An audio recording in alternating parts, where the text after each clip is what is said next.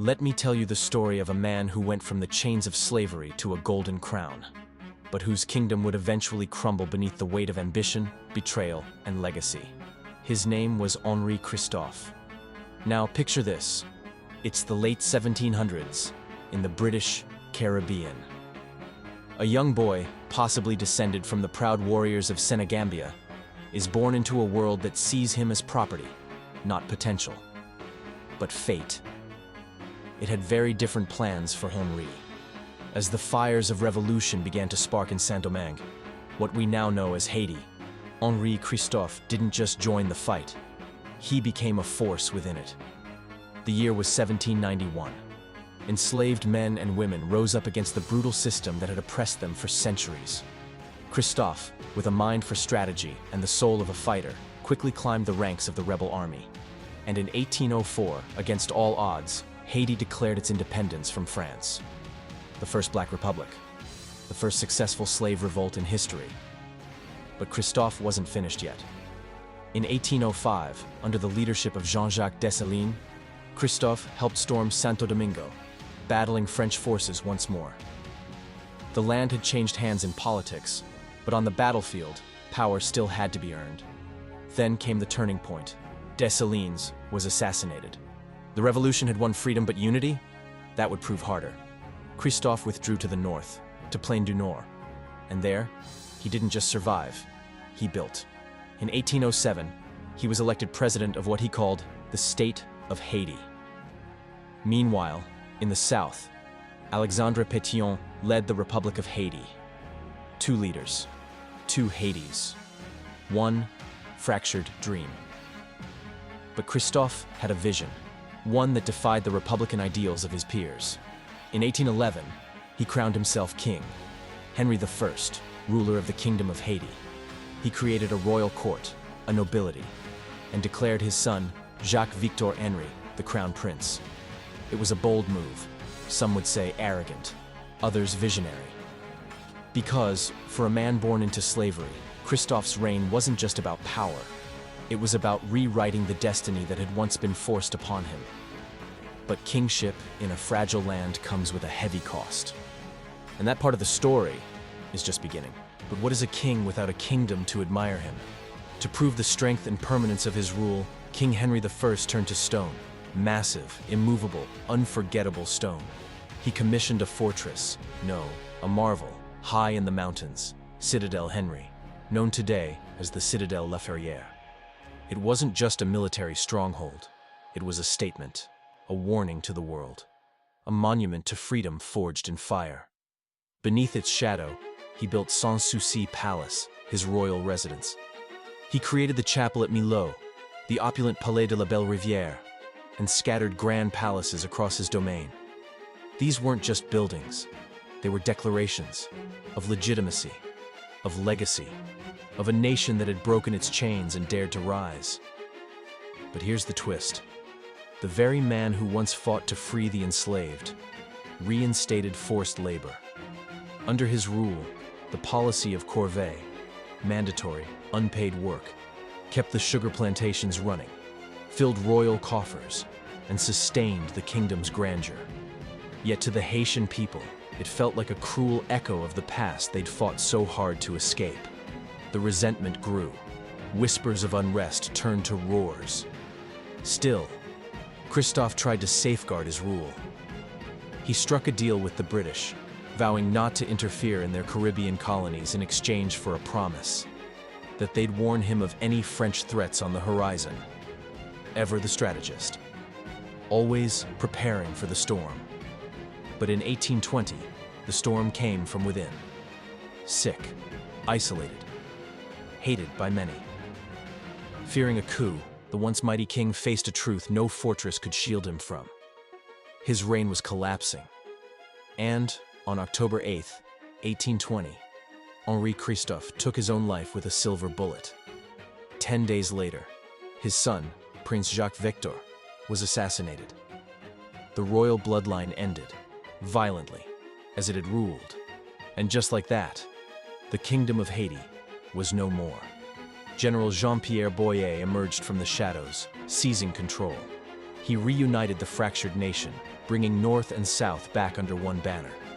The monarchy vanished, its palaces now haunted by memory, its dreams dissolved into history. But the story of Henri Christophe remains, a tale of brilliance and brutality, of a slave who crowned himself king, of how power can build palaces, but also prisons. But before the crown, before the palaces, before the cannon-lined citadel piercing the clouds, there was a boy named Christophe Henri. Where he was born is still debated. Maybe Grenada, perhaps St. Kitts. What we do know is this: he was the child of a slave woman and a free man, and nothing about his early life was destined for greatness. He was brought to Saint-Domingue, the colony that would one day rise up as Haiti. And like so many others, he was enslaved in the brutal sugar plantations of the north. But even in his youth, Christophe showed something more, an instinct for survival, a hunger for more. They say he fought as a drummer boy in 1779 in the siege of Savannah during the American Revolutionary War. Picture it, a young black boy, not even a teenager, marching to the beat of war drums with the Chasseurs Volontaires de Saint-Domingue, a regiment of free men of color and a few black soldiers. Amidst cannon fire and chaos, Christophe may have been wounded. Or maybe that's just part of the legend. But wounds like those, whether physical or invisible, leave marks that shape men. As he grew, he took whatever work he could find. Some say he was a mason, others a sailor, a stable hand, or a billiard marker. Maybe he carried food, cleaned boots, polished silverware.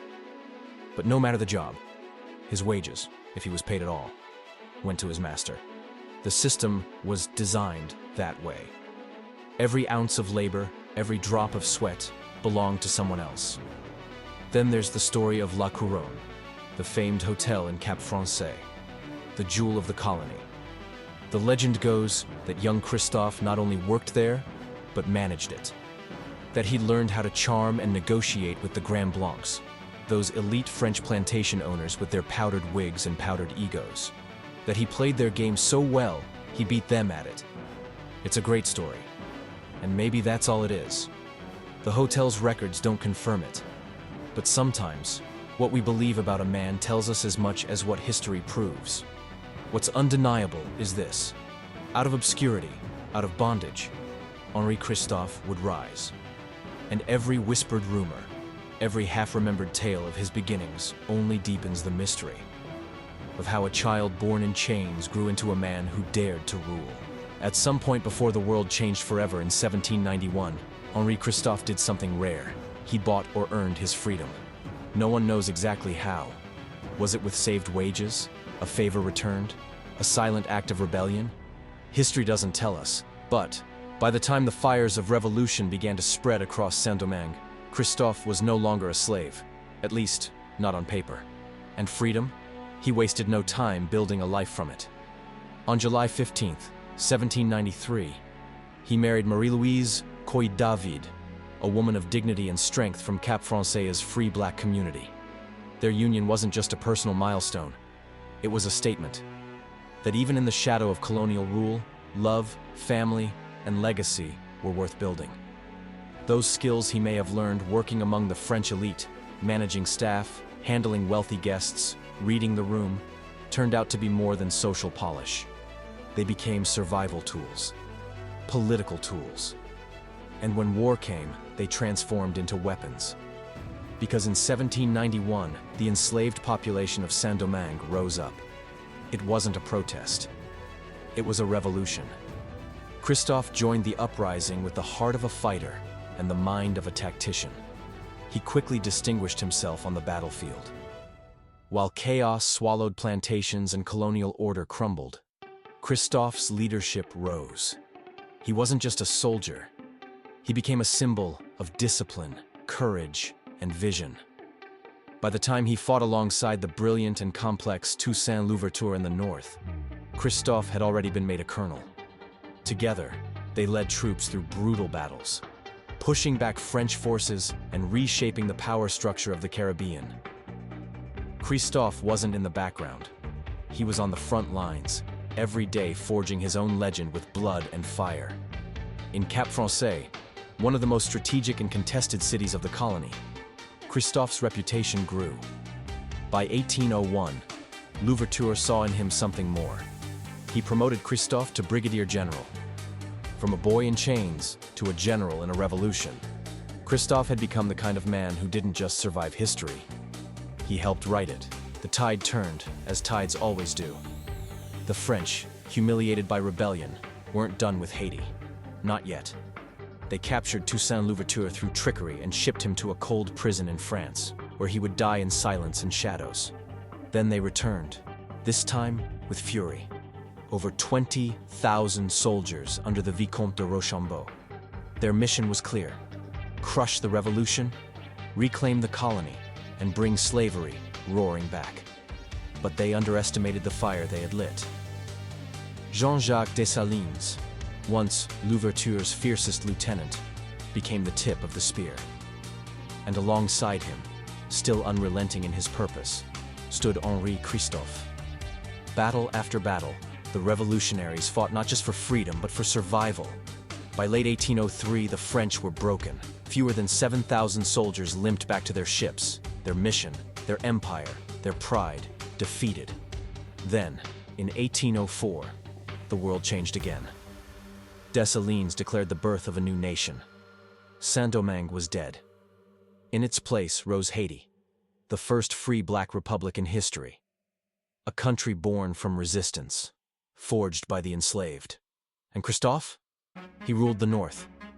Up in the mountains, where the air is thin and the future uncertain, Christophe began supervising something audacious, a fortress, bigger than any the Caribbean had ever seen. Citadelle La Ferrière. Stone by stone, he laid the foundation of both defense and destiny. But while Christophe built fortresses, others built plots. In 1805, whispers reached him. General Nicolas Geffrard from the south had approached him with a plan: assassinate Dessalines, the self-declared emperor of Haiti. And Christophe? He said nothing. Not to Dessalines. Not to anyone. Whether it was ambition or cold calculation, we may never know. But silence, in moments like this, speaks louder than words. And so Dessalines, though emperor in title, found himself surrounded by rivals with growing power. Christophe's grip on the north was ironclad. His influence was vast. His silence was deadly. Even an emperor, it seemed, could not strike against a general whose roots ran deep in the soil of revolution. Beneath the surface of Haiti's hard-won freedom, unrest was already brewing. The revolution had shattered the chains of empire, but power, once tasted, breeds hunger. And among Dessalines' closest allies, that hunger turned to betrayal. His own inner circle, men who had once fought beside him, now plotted his downfall. Etienne Élie Gérin, Minister of War and Navy. General Alexandre Pétion, Commander-in-Chief of the Western Division. General Nicolas Geffrard, the very man who'd once whispered conspiracies to Henri Christophe. Together, and with many others, they formed a cabal. They gave their rebellion a name: resistance to oppression. On October 16, 1806, they signed a proclamation that echoed the language of liberty, but aimed at their own leader. They declared that Dessalines, the liberator of Haiti, had become a tyrant, that he must be removed. And at the top of this movement, at the center of the storm, they named a new head of government, Henri Christophe. Whether he orchestrated it from the shadows or simply rose with the tide, history leaves unanswered. But what happened next was unmistakable. On October 17th, just one day after the proclamation was signed, Jean-Jacques Dessalines was assassinated. The emperor, the father of Haiti's independence, was struck down not by foreign powers, but by the very hands that once lifted him. The revolution had devoured its own, and Henri Christophe stood at the helm of a nation once again divided. This time, not by colonizers, but by countrymen. The revolution may have been won, but the war, especially in the minds of Haiti's leaders, was far from over. In 1805, just a year after Haiti declared its independence, the French still clung to power in the eastern part of the island, what we now know as the Dominican Republic. There, In Santo Domingo, General Jean-Louis Ferrand commanded the remaining French forces with brutal resolve. And then came the order. Ferrand commanded his troops to seize all black children under the age of 14, boys and girls alike, to be sold back into slavery. When word reached Dessalines, fury ignited. Whatever restraint he had left burned away. He saw Ferrand's act as not just a provocation, but a justification. An excuse, perhaps. Either way, it became the spark for invasion. Haitian forces marched east, led by Dessalines and his generals, including Henri Christophe, known in Spanish accounts as Henri Cristobal. The Haitian army swept through towns like Azua and Mocha, looting, burning, striking terror into the heart of the French stronghold. Christophe, under orders, led assaults on Mocha and Santiago. What happened in Mocha would stain his legacy forever. Barrister Gaspar de Arredondo y Pichardo later wrote of the horror. 40 children, their throats slit, their bodies left inside the church's presbytery. An altar turned graveyard. Sanctuary transformed into slaughter. Whether driven by vengeance, rage, or cold military strategy, Christophe carried out the orders of his emperor. The invasion failed to take Santo Domingo. The French garrison held strong behind its fortified walls. Eventually, Dessalines lifted the siege and the Haitian forces, including Christophe, retreated home. But the damage had been done. Not to the French, not to the city, but to Haiti's image and Christophe's name. The revolution that began with the dream of freedom had taken a darker turn, and the man who once rose as a symbol of liberation now carried the weight of blood on his hands. In war, even heroes can become monsters. And in the pursuit of justice, the line between vengeance and cruelty can vanish in the smoke. History is not always written in triumphs. Sometimes it's etched in fire and blood. April 6th, 1805. In the town of Santiago, Henri Christophe gathered his troops, battle-hardened men forged in the fires of revolution. With him were captives, many of them priests and townsmen. Among them was Presbyter Vasquez, a man of faith. None were spared. At the cemetery, Christophe gave the order. One by one, their throats were slit. Priests, civilians, over 20 clergy among them. The dead lay in rows, the earth of Santiago soaked in their blood. When it was done, the town itself was sentenced. Christophe's men set it ablaze. 5 churches, homes, streets, everything engulfed in fire. Nothing was sacred. Nothing was spared. And then came the captives. Nearly 1,000 people taken from Santiago alone. 249 women, 430 girls, 318 boys. Herded like cattle, bound, beaten, driven westward on foot toward Haiti. Alejandro Llenas, a chronicler of the time, later wrote that Monte Plata, San Pedro, and Cotuí, towns with lives, families, futures, were reduced to ashes. Their people? Slaughtered or taken, tied up, beaten, treated as spoils of war. And it didn't end there. Before leaving Santo Domingo, Dessalines issued a chilling order to all his commanders in the conquered towns. Gather the remaining residents, imprison them, and when they crossed into Haitian territory, trample them under the hooves of mules. These weren't battles. They were purges, acts of calculated brutality, carried out by the very men who once fought for justice, for dignity, for freedom. Henri Christophe, once the boy with a drum in Savannah, now stood as a symbol not just of power, but of a revolution turned savage. The echoes of these actions would haunt the island for generations, because liberation, once born in noble fire, had now scorched the very soul of the land. And in the pursuit of justice, the line between vengeance and cruelty can vanish in the smoke. The revolution had left Haiti free, but fractured. Power, once wrested from colonial hands, now became a prize to be fought over by those who had claimed victory together. Henri Christophe and Alexandre Pétion, once brothers in arms, now stood on opposite sides of a deepening divide. Christophe, fearing betrayal, perhaps even assassination, retreated north to the Plaine du Nord, a region pulsing with the spirit of former slaves. There, among the people who still saw him as a leader of strength and vision, he built a separate government, and in 1807 he declared himself Président et Généralissime des Forces de Terre et de Mer de l'État d'Haïti, President and Generalissimo of the land and sea forces of the state of Haiti. It was more than a title, it was a line in the sand. Meanwhile, in the south, Pétion seized his own mantle. Backed by General Jean-Pierre Boyer, a powerful personne de couleur who commanded the southern armies, Pétion became president of the Republic of Haiti. One island, two governments, two visions, one country, divided not by colonizers, but by its liberators. But Christophe's ambitions didn't stop at presidency. In 1811, he made a bold, almost unthinkable move. He declared the northern state a monarchy and crowned himself king, not in a borrowed chapel or backroom ceremony. No, Christophe was crowned by Archbishop Jean-Baptiste Joseph Brel in a royal rite designed to rival Europe's grandest coronations. His royal edict, issued on April 1st, 1811, dripped with majesty and power.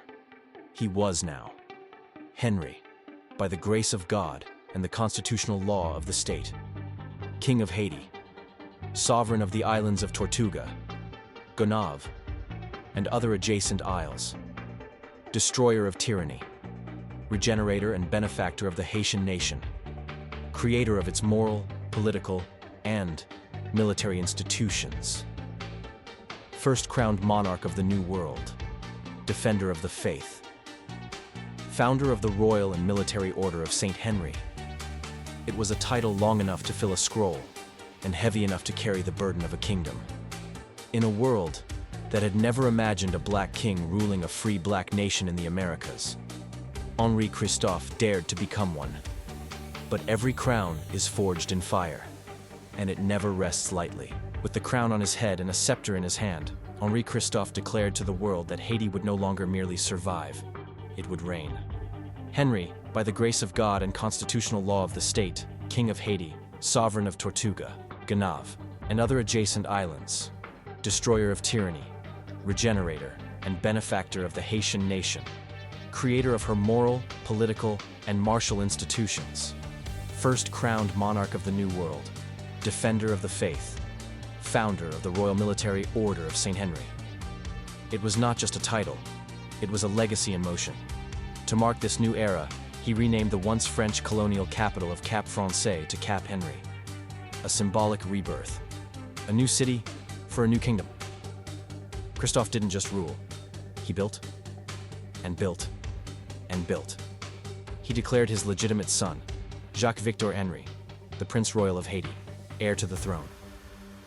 His second son was made a colonel in the royal army. His dynasty was being shaped, stone by stone, title by title, and with ambition matched only by his architectural vision, Christophe raised monuments across the land, 6 chateaux, 8 palaces, and his crowning masterpiece, the Citadelle La Ferrière. Towering above the mountains near Millau, it was a fortress unlike any in the Caribbean, a testament to his power, a warning to enemies, a sanctuary for his legacy. Below it stood the Sans Souci Palace, a place of regal splendor. Together, these sites would one day be honored as a UNESCO World Heritage Site, not just for their grandeur, but for what they represented, the resilience and royalty of a nation born in rebellion. And as years passed, Christophe expanded his kingdom's nobility, from the original 87 lords, dukes, and barons, to 134.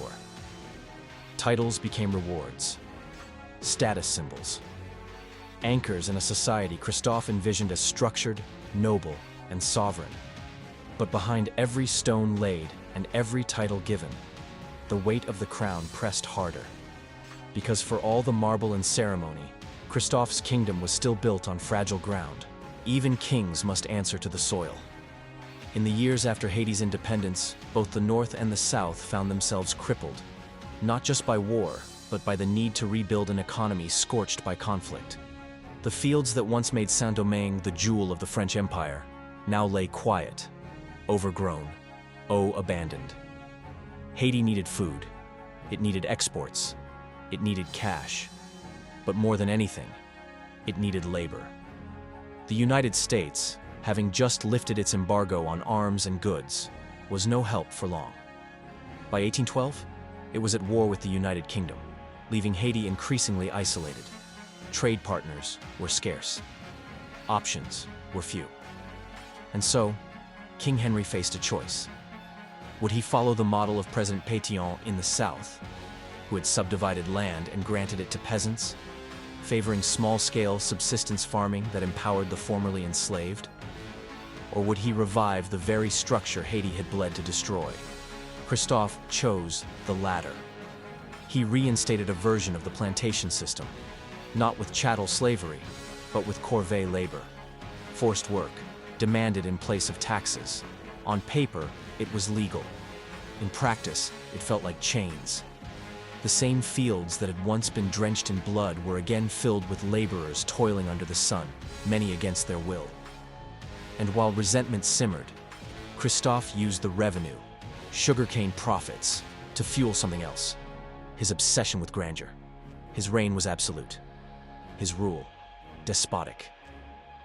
In northern Haiti, Christophe's word was law. Dissent was crushed. Control was total. But the roads were paved. The palaces stood tall. The fortress rose like a mountain of power. To many, he was a tyrant cloaked in velvet. To others, a visionary king building a future from ruin. But behind the marble, beneath the gold, in every lash of the sugarcane wind, there was a question echoing across his kingdom. Had Haiti truly escaped slavery? Or had it simply crowned it? While Christophe ruled with an iron fist at home, he played a different game abroad, one of diplomacy, strategy, and survival. He knew Haiti was still surrounded by enemies, nations that saw a black republic not as a symbol of freedom, but as a threat to empire. Chief among them were the British, who ruled over vast Caribbean colonies built on the backs of enslaved labor. But Christophe also knew something else. Every empire has its limits. So, in a shrewd move, he struck a deal with the United Kingdom. Haiti would not interfere with British colonial holdings in the Caribbean. No revolutionary flames would cross the sea. And in return, the Royal Navy, the mightiest in the world, would warn Christophe of any looming French attacks. An invisible shield forged not in allegiance, but in mutual interest. Then, in 1807, the winds of morality, or perhaps convenience, shifted. That same year, Britain passed the Slave Trade Act, banning the importation of enslaved people across its empire. The world was changing. Slowly, unevenly, but changing. With trade routes opening and Haitian goods flowing into British markets, Christophe's gamble paid off. His government's coffers swelled with British pounds. The sugarcane, forced labor, and plantations fed the economy, and the British appetite for commerce. In contrast, the South stumbled. Pétion's dream of a land-owning peasantry looked noble on paper, but it lacked the financial backbone to sustain a government. With productivity down and exports dwindling, southern Haiti grew poorer by the year. The same land that had once made fortunes now yielded only survival. So, while one half of the nation lived under a king and palaces funded by foreign trade, the other half struggled to endure under the weight of its own idealism. Two Haitis, two visions. One booming, one breaking. What is a king without a court? Henri Christophe, ever the architect of power, knew that a crown alone did not make a monarchy. So, brick by ceremonial brick, he built one from scratch. He established an elaborate Haitian peerage, one that rivaled Europe in its pomp and pageantry. There were 4 princes, 8 dukes, 22 counts, 40 barons, and 14 chevaliers. Titles not inherited through bloodlines centuries old, but bestowed by decree. Nobility forged by revolution, not aristocracy. To formalize this new order, Christophe created a college of arms, tasked with designing and issuing coats of arms for his nobles, symbols of status, identity, and legitimacy. In a land that had once been governed by whips and chains, Christophe painted a new picture, one of heraldry, honor, and grandeur. For his own coat of arms, he chose something deeply personal. A crowned phoenix rising from flames, framed by the motto, Je renais de mes cieux.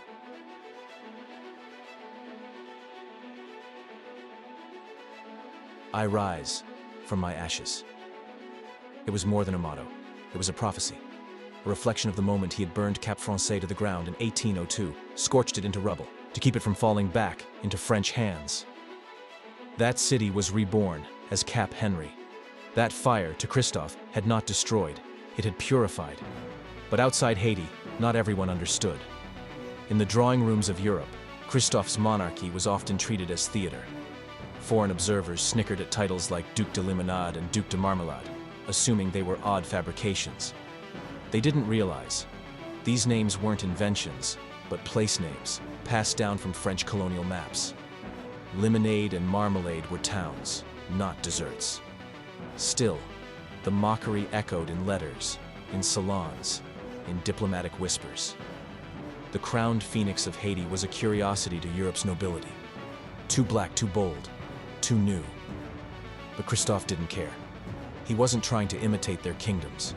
He was trying to outlive them. Just when the fires of revolution seemed to cool, a familiar shadow returned. In April 1814, Napoleon Bonaparte, Europe's titan, abdicated his throne. In his place, the exiled Bourbon monarchy returned, and with it, King Louis XVIII's ambition to reclaim what France had lost, including its richest former colony, Saint-Domingue. Though Haiti had stood free for a decade, the ink of empire was not yet dry. The Treaty of Paris, ratified just weeks later, returned the eastern side of the island, Santo Domingo, to Spanish control. But buried deeper in the document was a cruel concession. France was granted 5 more years to continue its slave trade, a cynical attempt to recover profits lost from abolition. For King Henri I and his government in northern Haiti, the threat was not just real, it was immediate. In October of that year, his ministers revealed intercepted letters, evidence of a French plot to invade and retake the island. French agents had been captured on Haitian soil, carrying plans like ghosts from an old war, reminding the people that their freedom was never guaranteed. The revelation sparked outrage, but more importantly, it sparked action. The country mobilized. Soldiers prepared. Watchtowers were manned. But Haiti didn't just take up arms. It took up the pen. From November onward, pamphlets, newspapers, and open letters poured out of the kingdom, crossing oceans and borders. These weren't just defenses, they were declarations. Bold, eloquent arguments for Haiti's sovereignty, its humanity, its right to exist. Among them stood the powerful voice of Pompée Valentin Vastet, Christophe's trusted advisor. His work, The Colonial System Unveiled, tore through the moral rod of slavery and colonialism with unflinching clarity. It wasn't just propaganda, it was philosophy, a call to conscience. And across the Atlantic, eyes turned toward Haiti. Among them, William Wilberforce, the towering figure of the British abolitionist movement. On January 5, 1815, a letter from King Henri arrived in Wilberforce's hands. It was more than diplomatic outreach. It was an invitation, a signal that the Kingdom of Haiti would not be isolated, that it would engage with the world on its own terms, as an equal, not a curiosity. As guns were readied, so were ideas. For Christophe understood something few leaders did, that revolutions must be defended not just on battlefields, but in the hearts and minds of those watching from afar. For all his brilliance, for all his monuments scraping the Haitian sky, Henri Christophe could never escape the truth pressing down on his kingdom. He ruled a land divided, and his grip was tightening around a people growing tired of being ruled at all. Yes, he promoted education. Yes, he created Code Henri, a legal system meant to bring order and dignity to the North. But to many, he was still an autocratic monarch, unyielding, authoritarian, and increasingly out of touch with the people who had once followed him into battle. And always, just beyond his borders, Pétion waited. In the south, the government of the gens de couleur, the mixed-race elite, challenged Christophe at every turn. two Haitis glared at each other across a line neither could afford to cross. And as the years passed, the murmurs grew louder. Resentment of his rigid rule, anger at his forced labor system, frustration with policies that felt less like freedom and more like feudalism. By the time Christophe reached 53, age and illness had carved deep lines into the once fearless general. He could feel the tremors of rebellion beneath his feet. He could see betrayal in the shadows of his own court. And he knew, if he faltered, even for a moment, his enemies would strike. So he made one final, irreversible choice. Rather than be dragged from his throne, rather than be humiliated or murdered in a coup, Henri Christophe pressed a silver bullet to his chest and fired. Just 10 days later, his son, Jacques-Victor Henri, the Prince Royal, was assassinated. The dynasty Christophe had built, the monarchy he had crowned, ended in violence and silence. They buried the fallen king within the very fortress he had raised above the clouds, the citadel La Ferrière. Stone walls that once symbolized invincibility now became his tomb. Yet Christophe's blood did not vanish from Haiti's story. His descendants rose again in the nation's halls of power. Pierre Nor Alexis, who would become president of Haiti from 1902 to 1908, was his grandson.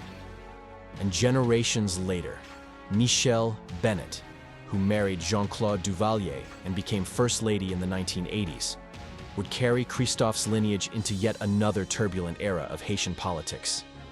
Even the coins struck during his reign bore the Latin inscription, Henricus de Gratia Haiti Rex, Henry, by the grace of God, King of Haiti. A final echo of a man who rose from bondage to build a kingdom and fell beneath the weight of ruling it. So, what do we make of Henri Christophe? A king born of chains, a visionary shaped by violence, a leader remembered as both builder and breaker. His story is a paradox etched into Haitian stone, part myth, part history, all human. From a child possibly born in Grenada or St. Kitts, dragged into bondage and brought to the fields of Saint-Domingue, to a drummer boy in the siege of Savannah, marching for the same empire that enslaved his people, to a revolutionary colonel, standing beside Louverture and Dessalines, carving out freedom with fire and sword, to a monarch, a crowned king ruling from Cap Henry, building palaces that rivaled those of Europe, enforcing laws, forging titles, establishing nobility, issuing decrees from halls gilded with ambition. He wasn't just trying to govern a people, he was trying to prove a point to the world, that a black man born in bondage could not only rule, but rule with glory, vision, and permanence. But glory, as history shows us, always comes at a price. Henri Christophe's vision required control, strict, unrelenting control.